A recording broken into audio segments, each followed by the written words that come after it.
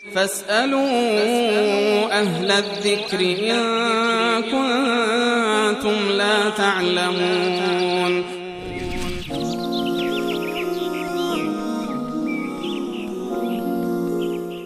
بیننده دیگری سوالشون اینه که ایشون فشار خون دارن، در انگام فشار بالا از قرص زیر زبانی استفاده میکنن، آیا جایز است؟ بله، قرص هایی که زیر زبان میگذارند که در واقع جذب بدن میشود، از نظر پزشکی همین ثابت شده که حساس ترین قسمت پوست بدن برای جذب مواد خارجی زیر زبان هست.